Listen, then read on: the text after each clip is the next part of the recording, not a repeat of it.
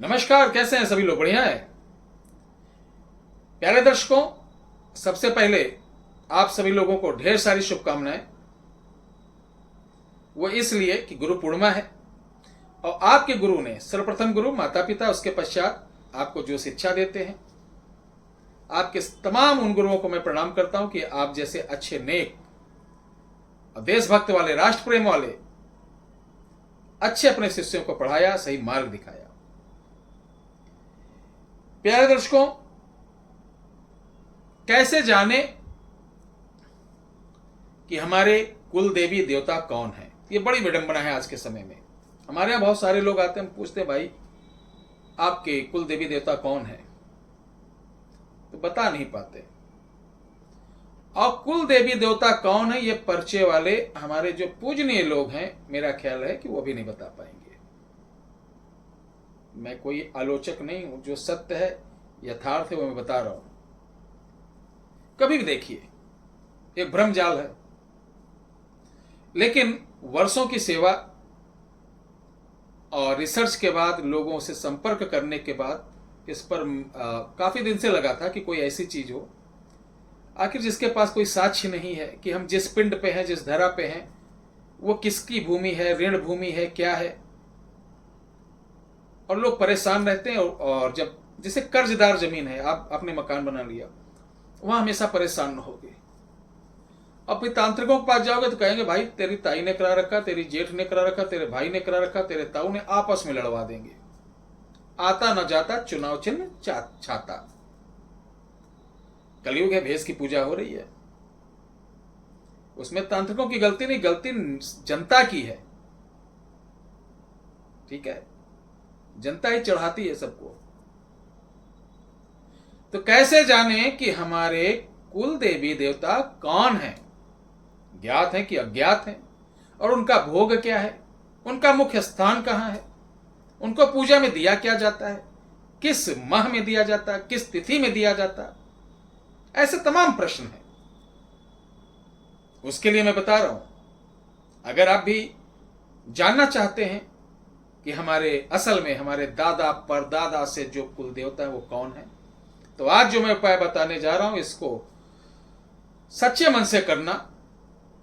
मैं वादा करता हूं, अगर आपके मन में छल कपट या मन के गंदे नहीं होंगे, चरित्रहीन आदमी इसको बिल्कुल नहीं करेंगे, उनको नहीं आएगा। चरित्रहीन आदमी बिल्कुल ना करें, मैं पहले सचेत कर दे रहा हूं। अगर आप चरित्रहीन हैं, आप अपने बच्चे से करा दीजिए। कैरेक्टरलेस है, नहीं होगा। ठीक है, अपने किसी घर के मेंबर से करा दीजिए। होता क्या है, कभी कभी एग्जाम्पल, जैसे मेरा घर समझो कलकत्ता था, हम लोग कलकत्ता के रहने वाले। मेरे पापा अयोध्या आए। कलकत्ता का वैसे नहीं, एग्जाम यानी एक आपको उदाहरण दे रहा हूं। अब मेरे ननिहाल अयोध्या में है, और मेरे ननिहाल में मेरे मामा नहीं, तो वो सारी प्रॉपर्टी इधर पाए, इधर चले आए। और जब सारी प्रॉपर्टी यहां के लिए, तो देवता कहां के लगेंगे? यहां के, ना कि वहां के। और जाने अनजाने में हम पूछ किसको रहे? पहले वाले को ही। अब प्रॉपर्टी और धन किसका लिए हैं? जहां पर है। तो तंग कौन करेगा कि खाए हो मेरा, रह रहे हो मेरे पास,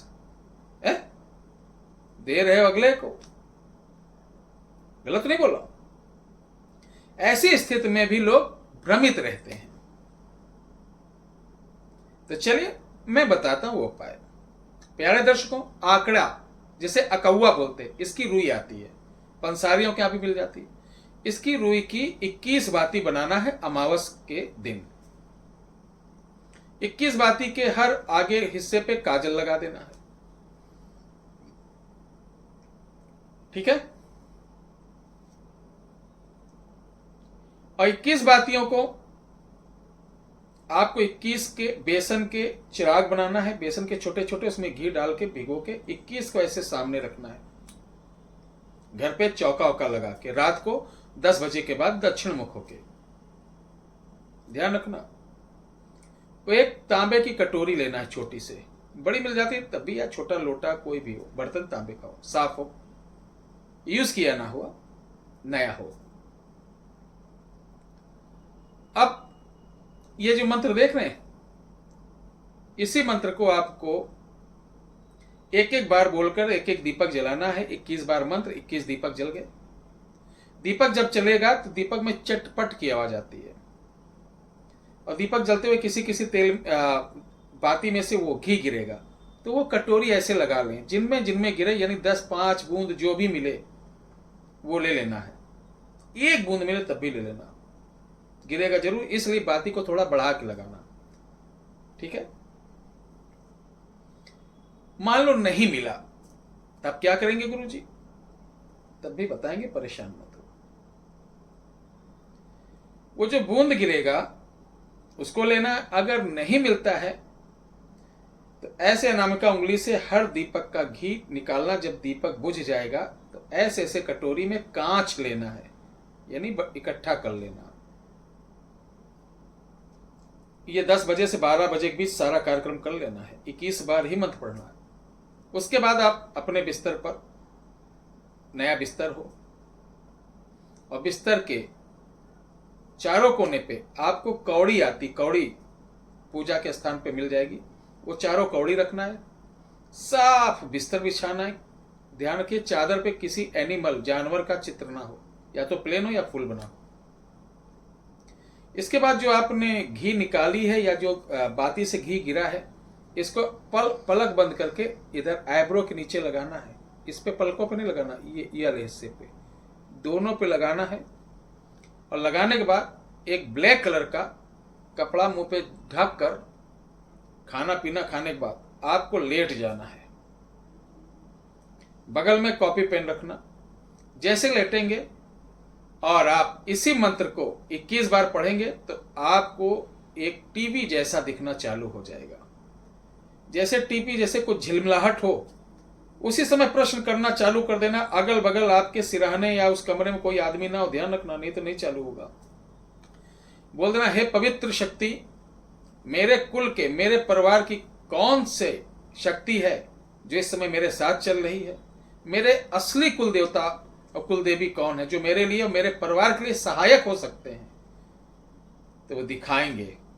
उसके बाद उनको प्रणाम करिए, स्वागत करिए, फिर करिए कि आप अपना भोग बताएं, पूजा बताएं। वो सब बताएंगे कि किस महीने में, किस दिन, किस तिथि में। एक एक चीज पूछना आपको। सारा कुछ बताने के बाद आप उनसे क्षमा याचना करेंगे कि आपको मैंने कष्ट दिया, आपको बुलाया, आपको यहां तक आप आए, उसके लिए जो कष्ट हुआ उसके लिए मैं और मेरा परिवार आपसे क्षमा मांगता है। आप अपनी कृपा अपने इन बच्चों पर, अपने मेरे कुटुंब पर यूं ही बनाए रखना। इसके बाद प्रणाम करके विदाई ले लें। जो दिख रहा था वो गायब हो जाएगा।